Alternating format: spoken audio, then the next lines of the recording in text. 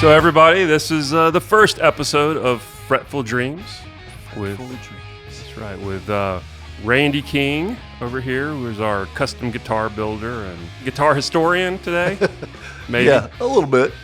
And then myself, I'm Jimmy Ether of the Ether Family Presents, but also of Loud Humans and Victory Hands. And we're going to talk about guitars. Everything guitars. Yeah. Anything having to do with guitars is the idea. And we'll probably have some guests on at some point. But the first couple of episodes, I think we're just going to talk about what the history of guitar, electric guitar especially. Yeah, I think so. Once you get obsessed with the guitars, the life that kind of happens. What happens when you start gigging? There's things like that. Just cool, interesting stories. I ramble. I will go ahead and tell you. You know, that's what podcasts were made for. Right. So this could be perfect for me. I'm likely to say anything. I'm sorry in advance. And I'm likely to forget to edit it out. So there's a good start. So again, I'm Randy King. I'm the owner and guitar builder at King Electric Guitars. You can find me at kingelectricguitars.com and King Electric Guitars on all the things. First off, let me ask you, the listeners can't see this, but on if you're watching on YouTube or Facebook or whatever, how do you feel about three of your guitars being hanging up right behind you, Randy? 3 guitars you built. Yeah, it's a very it's a surreal feeling. I started my company a little over a year and a half ago. Built my first guitar in probably the end of 2020. Built my first guitar for myself. Was doing some other stuff for a shop that I was working for, doing some builds and mostly repairs. So when COVID hit, I started building guitars.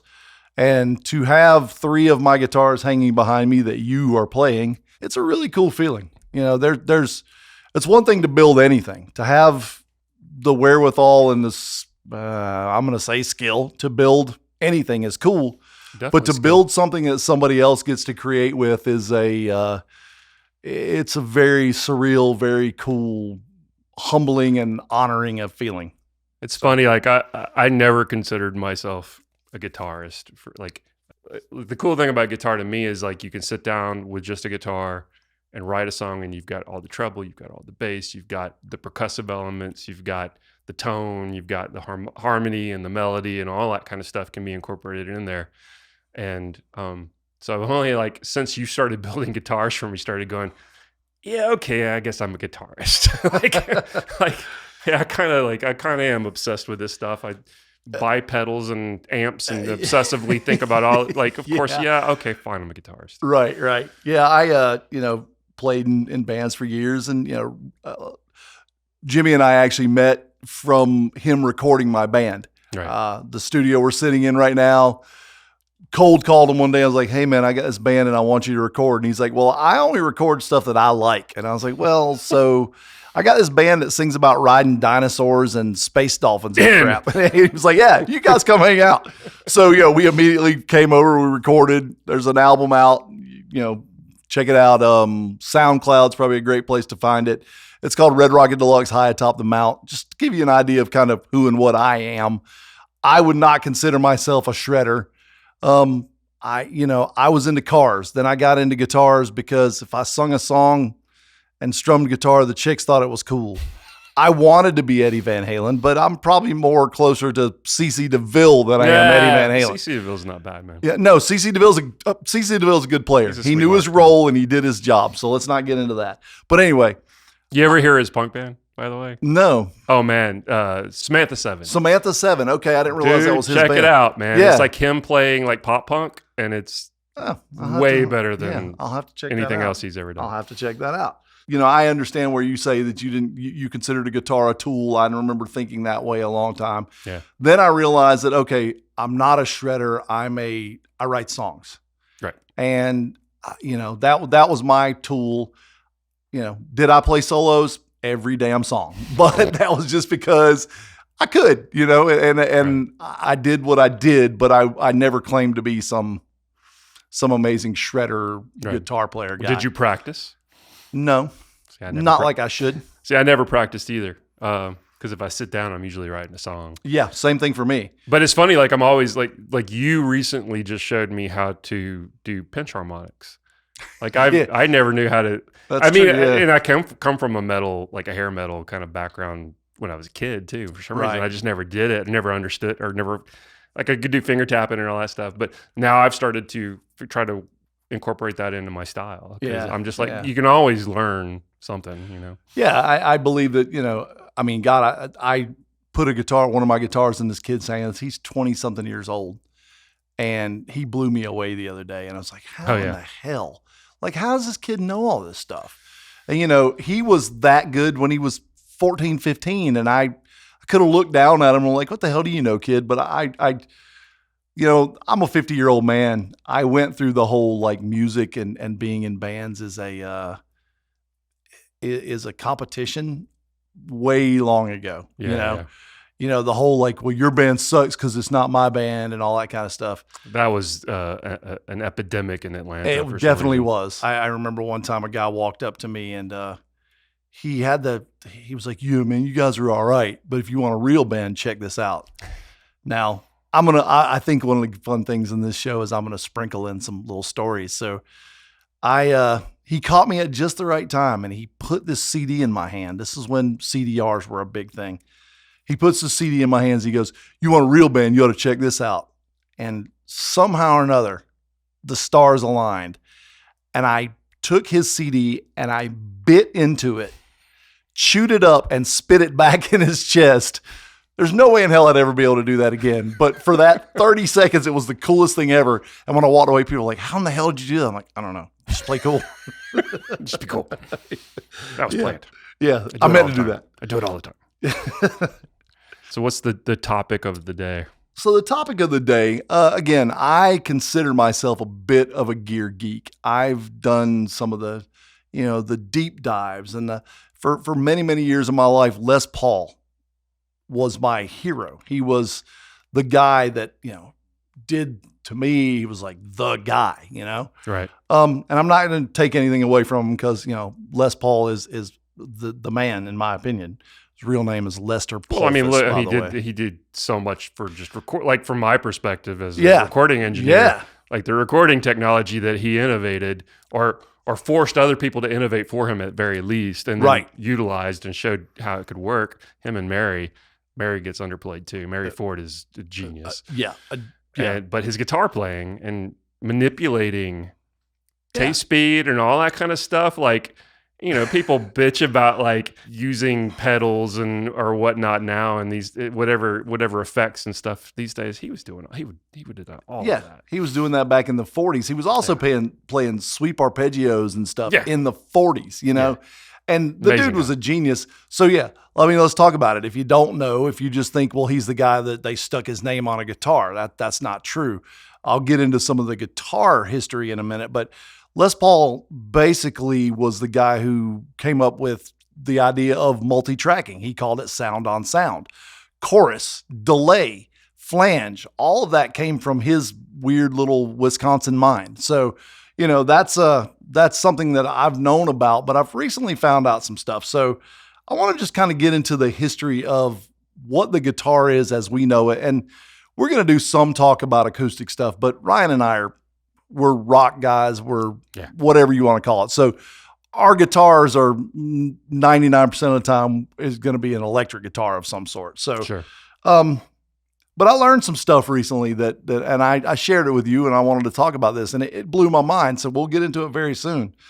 But, as early as the 17th century, there was guitar-like instruments that were tuned to A, D, G, B, E. And a lot of times they were in paired sets. So it was a 10-string guitar tuned that way. Is that more like a mandolin or something kind of tuning? No, it was a guitar, like almost guitar scale size. It wasn't small. It was, but they just didn't have the low E string. Right. In 1810, they started adding the low E string. You gotta have that drone. Yeah, you gotta have that drone. And then, who knows, probably 1812, somebody went to drop D. Think about that. Maybe. Probably 1813. Have you played double drop D yet? Yes, I've played. Oh my God. I would. Oh, there's all the Neil Young songs. Right. So So here's I'm going to sprinkle a couple interesting side notes. For most of us, we think when you look at a 6-in-line headstock, Ryan, 6-in-line headstock, where all the strings are on one side of the headstock. Who did that first? That's Leo Fender. Well, yeah, except for Martin Stouffer, like Martin guitars. Oh, yeah? Martin Stouffer made a 6-in-line headstock in the 1830s. 1830s, wow. 1830s. So acoustic. This was an acoustic. Yeah, an acoustic guitar. I'm trying to think of, it's funny, we were just talking about Smashing Pumpkins. There was a song, Tonight Tonight. Mm-hmm. That video, he's playing an 1830s Martin Stouffer guitar that has that straight. It's like this flowy looking headstock. It's not the same as a Fender style headstock, but it's six strings in a line, all on one side of the headstock. As early as 1890, there was instruments that were being thought of as far as an electric instrument. There was a guy named George Breed, who was a U.S. naval officer. This one's kind of funny. I just threw it in here because he decided, instead of fretting the instrument, why not just press the string down and it'll play the note. So in 1890, some guy stuck on a ship somewhere for the U.S. Navy he created the first keytar. Oh, you so like had keys instead of like no, it was strings. You press the strings against the fret, that created a contact, and it made ultimate sustain or infinite sustain. Excuse me. Oh, so he created the first keytar, or what's that little thing that you hold against the string? EBow. He made it. He made an EBow, but with strings on it. Crazy. In 1890. Wow. And what was he amplifying this through? I have no idea. Probably a radio that's been modified. Something. Probably. Yeah. Or the bow of the ship or something. There's no telling. So, we were talking the other day and we were talking about, so what really caused all this innovation and thing? And it was really kind of a solution to a problem. Yeah, I mean, you were playing in big bands, right, with the horn section and a drummer that and you were getting drowned out. You had the Gene Krupas of the world and stuff, and like you're playing in basically an acoustic guitar that has no projection, and you're over there just comping the hell out of some chords that nobody can hear a thing you're doing. Yeah. Any of you that's ever been to a rockabilly show where I love rockabilly and I love the stand-up bass player, but unless he's playing through a Gailey and Kruger and it's right. You don't hear a thing he's doing. Right. It's the same situation. So, in 1920s, there was a bunch of guys who started taking the phonograph arms off their record players and figuring out a way to stick it on guitars. And I never undered that. But I don't either. I don't know how that works. But I've heard that too. 1931, George Beauchamp designed a guitar pickup. And in 1932, George Beauchamp met a guy named Adolf Rickenbacker. And they then built a guitar called the Frying Pan, which is a lap steel guitar. All right. So some people, in some people's mind, I think what we're trying to get at is, what was the first electric guitar? What was the history of electric guitar? And what is it that you know of? Well, I mean, like, definitely lap steel tends to be what everybody says, partially because, Leo Fender, I guess, used a lap steel pickup. On like the early broadcaster. Most of an electric guitar that was solid body, the first ones they would be lap steels. But when we start getting into what we call Spanish style, which is a round neck, holdable, playable, cordable guitar, right? What do most people? Was it Fender considered the first on that, or was it to a lot of people? To a lot of people, they think that Leo Fender, the broadcaster, later became the Telecaster, and we'll get into this. That beat out Les Paul by a few years. That beat out Les Paul by just about a year. Okay, but again, I found some things recently that have just blown my mind. So we'll go through this stuff real quick. Again, in 1932, Rickenbacker also produced an electric archtop guitar. So there was not a whole lot of stuff going on there. 1933, Lloyd Loar from the Loar Guitar Company started a company called Vivatone. He figured out a way to amplify acoustic guitars, banjos, that kind of stuff. And he started a company just to do the electrical side, electrically amplified instruments in 1933, that is. No, I've never heard of him. Yeah. So Lloyd Loar the Lore Guitar Company. Seems like I've heard of Vivitone, but I don't know where. It's a cool sounding name, I guess. Yeah, probably. Yeah, it seems like it should have those cool like 50s sparkles on it. You know what I'm saying? Yeah, it's that kind of thing. So what year was that? 33. So we're still in the 30s. So yeah, we're still in the 30s. So then, 36, Gibson started making some stuff. 36, they come up with the ES-150, which is, your hollow body guitar with a Charlie Christian pickup in it. Okay. So then we started, around this time is where we started having amplified instruments, somewhere around the mid 30s. Right. A hollow guitar. Most of the time, these were hollow guitars with just a pickup stuck in them. What's the problem? You're going to get feedback when you turn up. Because the top is moving and doing its thing. So yeah. So they created a solution to a problem and then made another problem. And that's like what everything in guitar is. It's like sure. Yeah. Some stupid mistake that distortion in amps. Like that was never the intent. Right. Certainly Leo Fender wanted the cleanest sounding amp you go back to Les Paul. He hated blackface fenders. Right. They distorted. Yeah. Right. So that's why the silver face that I got cheap. Right. Yeah. that nobody wanted. It was because it was for like steel guitar. Right.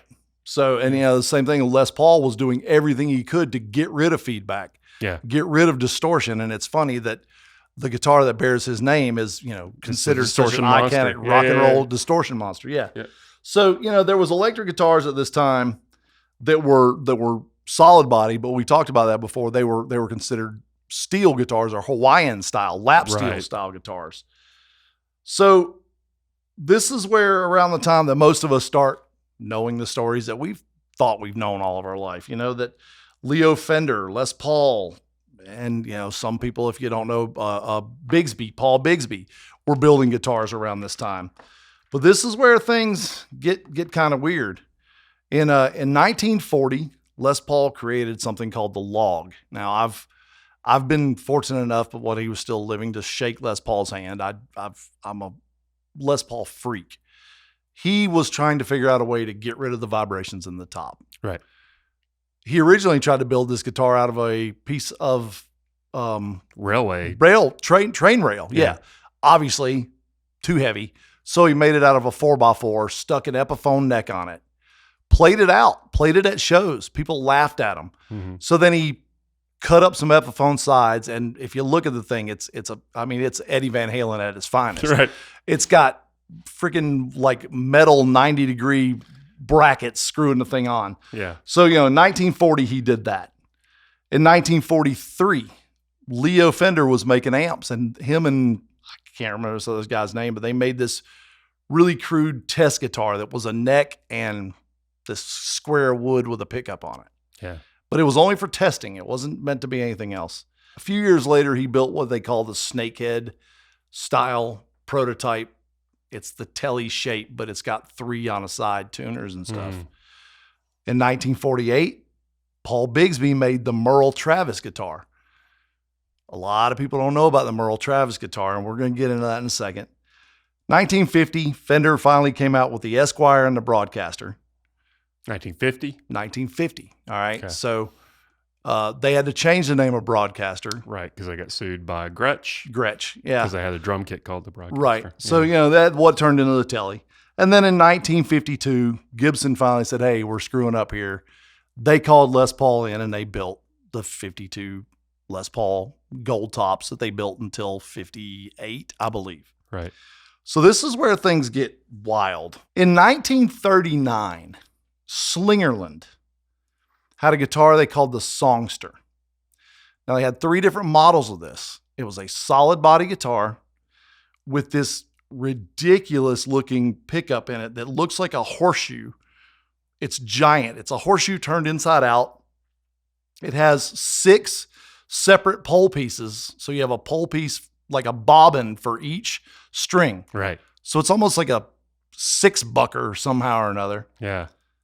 But they made one in Spanish style with a round neck that you could chord. You could pick up and play. So the other ones were for like lap steel, basically. Yeah, the other ones were square neck to be played on your lap. But they made one that you could pick up and chord. It's crazy that like was Hawaiian music that prominent? It back then, was. I guess? It was the music, I guess. It's funny to think about, like, everybody just sitting around playing a lap steel. Like, I own a lap steel. They're fun. They're great. Yeah. But like, is it something that I'm like, oh, I'm going to play guitar? But I guess that was the music at the time. It was the surf music of the time. Yeah. I guess, yeah. It's bad. Yeah. So what I've realized is that basically 1939, there was a solid body electric Spanish style guitar. Yep. There's pictures of it. You can buy one on Reverb right now for like $6,000, which is ridiculous when you think about it. Considering that, be interested to hear that pickup. Yeah, I'm sure it's crazy. There's no telling. It might be amazing, but you consider all right. Well, this is the first in most people's eyes. Oh, this Telly, this broadcaster, this Esquire, this, I don't know, Les Paul, because it's so early and people consider that one of the first electric solid body guitars ever made. And you're looking at 60, 80 grand like that. And you can buy this guitar I saw one as cheap as like $6,000 on Reverb yesterday. More than likely, unless there's some other thing that nobody knows about, in a lot of people's eyes, and I went back and researched this one guitar, and they're saying that this was the first commercially available solid body electric guitar. And here I am, a 50-year-old man that thought, oh, it's a Telly, or oh, it's a this, or oh, it's a that, or yeah. And now's when things get even sillier. This is one of those things where, there's a certain company around who loves to say that if you got anything that looks like anything we ever built, we're coming after you. Yeah. All right. But did they steal that guitar? No, it was completely original. I'm sure it was, except for 1941. There was a guy, never heard of this guy until 3 days ago. I called you like, what the hell have I just found? I feel like I just realized that I was adopted, for God's sakes. Like, I'm still trying to get over this. Yeah, and credit where credit's due. Like, we saw this on the Guitarologist, I think. Is that where we found? Yeah, I'm so sorry. Like he posted this like 4 years ago, but I'd never seen it. So thank you very much for that video, and it's amazing, and I'm learning so much right now. So in 1941, there was a guy. He was a musician and inventor by the name of O.W. Appleton. Apple, T-O-N, A-P-P-L-E-T-O-N. He created a solid body, carved top electric guitar called the App guitar. A-P-P. A-P-P. All caps. All caps. Yeah. So you can pull this guitar up right now. Anybody that's listening to my voice right now, go to your Google and type in App guitar, okay? And then I'll wait until you go, well, I'll be damned. Because when you look at it, you'll probably see what I see. So this guy was around 1925. He was taking phonograph arms and sticking them on guitars. Again, we've talked about this. I have no idea how that works. But I don't know what voodoo that is. I have no idea. I can't even begin to wrap my head around how you figure that out. Yeah. But I mean, I guess it was resonating through the arm. I don't know. I don't quite understand. Yeah, I don't either. So, but anyway, and then in 1941, before he actually built this guitar, his whole thing for building this guitar was he realized that the vibration was what was causing feedback. So he tried to fill his guitar up with sand. He tried to fill his guitar up with salt. And he realized I'm better off just starting from scratch. So went down to the local wood yard and bought himself a big old chunk of pine. What was he amplifying the guitar? Like, what pickups was he? Did it say? It didn't say, but I know that he built his own pickup. He did build his own pickups, Okay. But by that time there was already people making pickups. So Yeah. the idea of a pickup wasn't, something that he came up with, but he realized that it was going to feedback no matter what until he made a solid guitar. So he made from pine from a local lumber yard and made a single cut carved top instrument with a wooden style bridge. And then he had a friend of his, and around 40, 42 or somewhere right in that same time I was working on this, he knew a guy who worked at Gibson, and he got a hold of an unfinished Gibson neck. And he puts this thing on his guitar. And in 1943, he took that guitar to Gibson, and they laughed at him. They said, yeah, nobody gives a damn about this guitar, or whatever. So 1943, he took that to Gibson. All right. Les Paul took the log to Gibson in 41-ish, 42-ish. So Les Paul took his guitar first, the log. Okay. And got laughed out as well. And got laughed out as well. And you know, Gibson is doing what Gibson does. Where I'm getting at here is, if anybody is familiar with the shape of what the log looks like and what the log was, it was not a solid body guitar. It looked nothing like what the Les Paul model that we all know turned out to be. So he got laughed out. He left. He went on to try to patent this, and he was a poor guy from, you know, musician, whatever. Got taken advantage of. He got taken advantage of by a bunch of lawyers that advertised in the back of a Popular Mechanics magazine. Patent law has not changed much. Right. Patent law hadn't changed much. And then, of course, World War II, everything stopped. Right. Stopped his attempts. All right. So this is what I'm getting at. Anybody, again, look up the App guitar, OW Appleton. What you'll see is a guitar that looks remarkably like what we know as a Les Paul model guitar today. It's kind of like the jankier, like a kid drew it kind of version, but yeah, it's got the shape there. It's got the shape. It's got the carved top. It's got the trapeze tailpiece of the original 50s. It's got the 3-3 headstock. It's actually got a Gibson neck on it. He did some fancier like scalloping things at the end of the neck, like an arch top would have, but it's basically what the Les Paul looks like. All right. Was it a 2 pickup guitar or one? The original one was only one. Just one pickup. Okay. So they laugh him off. And then in like 48, Paul Bigsby makes his guitar. Yeah. Around that same time, Leo Fender's working on his things, right? So now you've got Les Paul went to Gibson. Then you got guys that were actually building stuff. Bigsby built a guitar. It was played. You know, Leo Fender built the Broadcaster, the Esquire. It started going big. In 1952, Gibson says, well, hold on a minute. I think we screwed up. So they call Les Paul back. And they say, we want to build your guitar. So the guitar that they built him looked nothing like his log guitar. Right.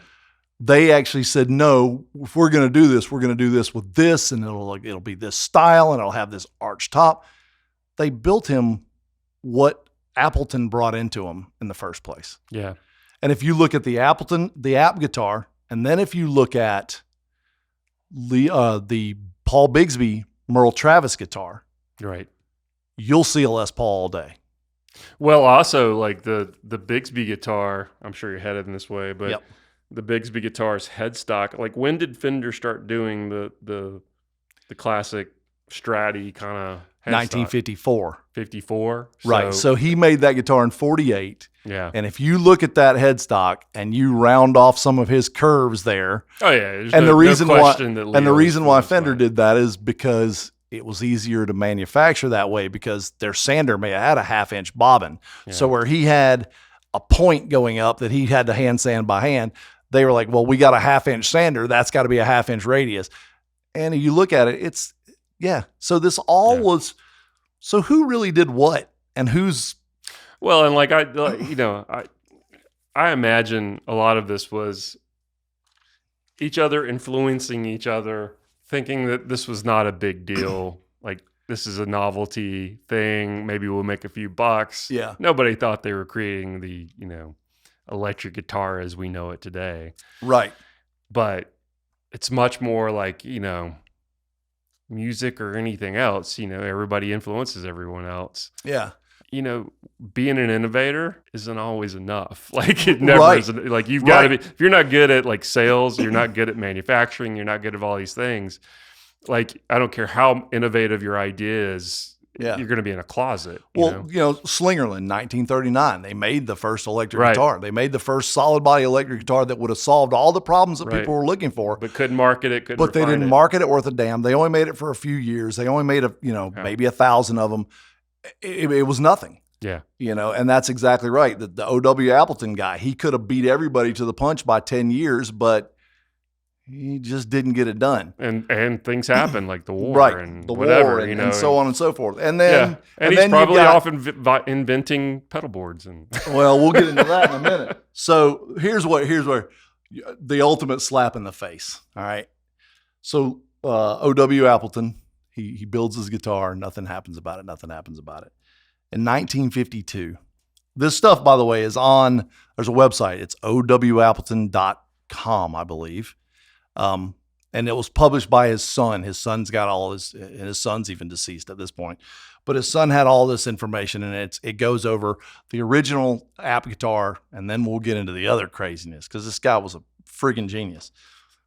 But in 1952, Appleton got a letter from his friend at Gibson, the same guy that he got that neck from. And it basically said, hey, man, well, I guess our competition has finally forced us to build your guitar, and sent him the brochure of the first Les Paul Gold Top. I didn't know that. Wow. So like a big giant slap in the face, by the way, screw you. Yeah, and like, what could he do? Right. What could he do? There's he didn't nothing. Really have a trait. He didn't have a patent on it. He didn't. Right. And again, this is not to take anything. I think Les Paul's one of the greatest. Well, Les Paul wasn't even involved with it at that point. It was right. Gibson. Right. Gibson designed that guitar and stuck Les Paul's name on it. Yeah. But I talked to you about this, and I want everybody to think about this for a minute. Anybody that knows the original story of the Les Paul log, okay, and then what became the Les Paul, and then look at this Appleton guitar, the app guitar, and you realize that the app guitar was really the Les Paul. Yeah. Les Paul's log should have been a damn 335. Yeah. That's what Les Paul really built. Yeah. Les Paul really built the 335. Wasn't Fender courting Les Paul too? Leo Fender wanted the Telecaster was supposed to bear Les Paul's name. Yeah. So what kind of weird alternate universe would we be in when the Les Paul is a bolt-on necked? Right. So that's really kind of strange. And I know for, the average person, life goes on, but this is very similar to, 10, 20 years ago when I realized there was a lady called Sister Rosetta Tharpe who did all Chuck Berry stuff before Chuck Berry even thought about it. And that was, this is one of those eye-opening, like, what the hell kind of moments. Right. But now let's talk about let's just finish up a little bit about this O.W. Appleton, because I love doing research and stuff.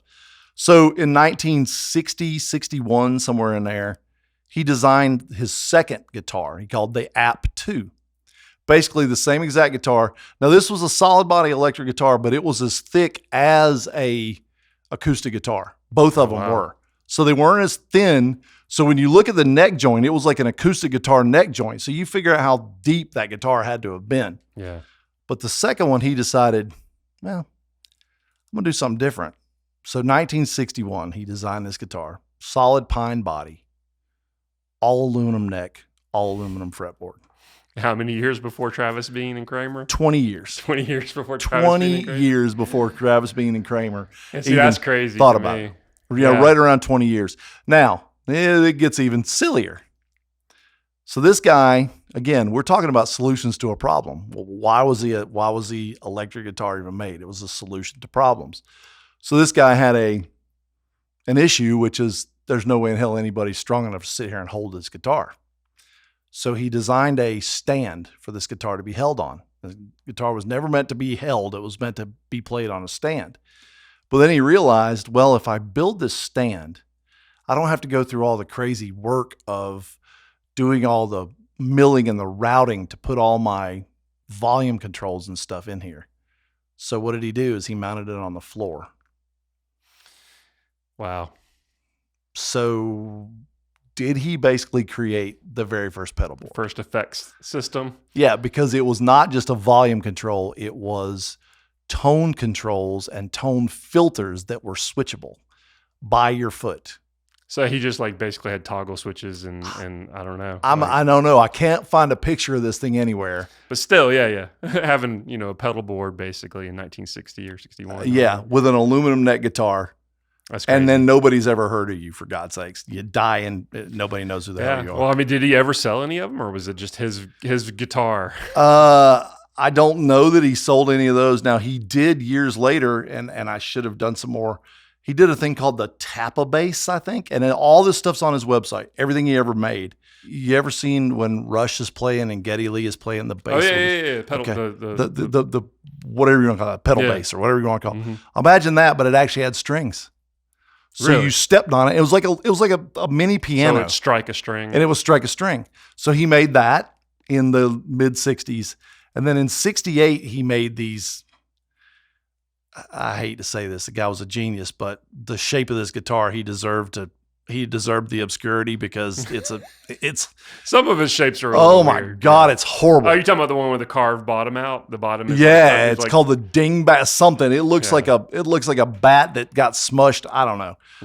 It's hideous at best. But still, aluminum neck stuff, all this kind of crazy stuff. He was doing insane stuff. Yeah.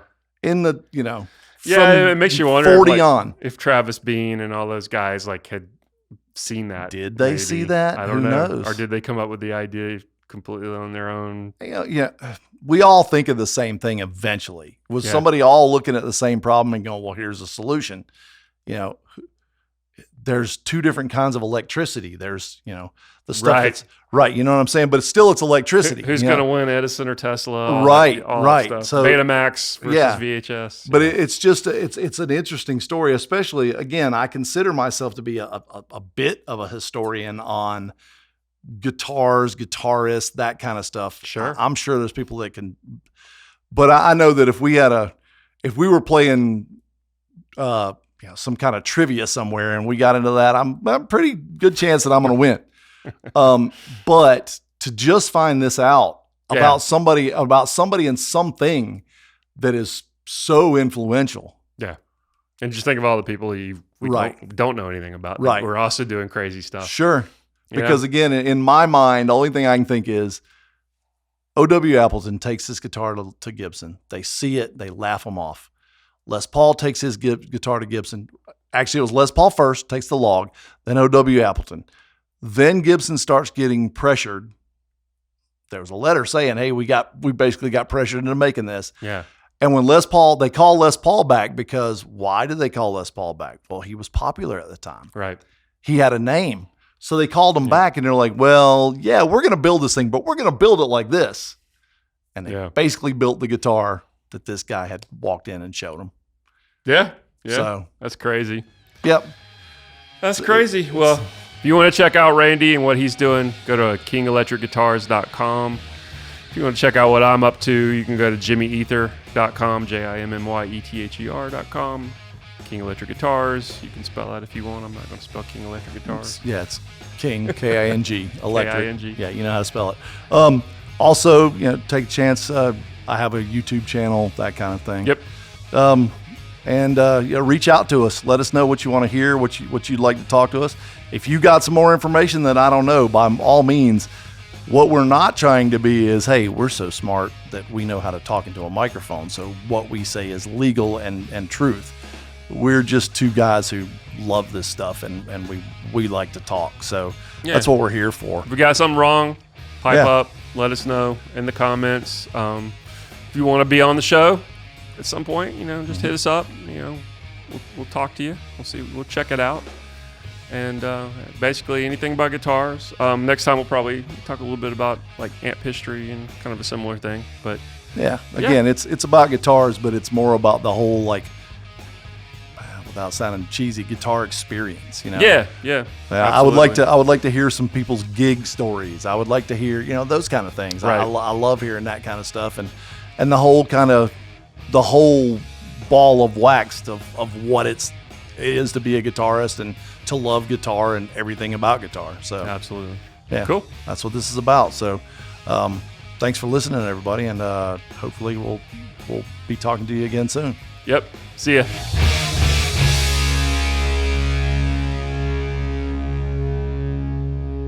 Fretful Dreams is part of the Headphone Treats podcasting network.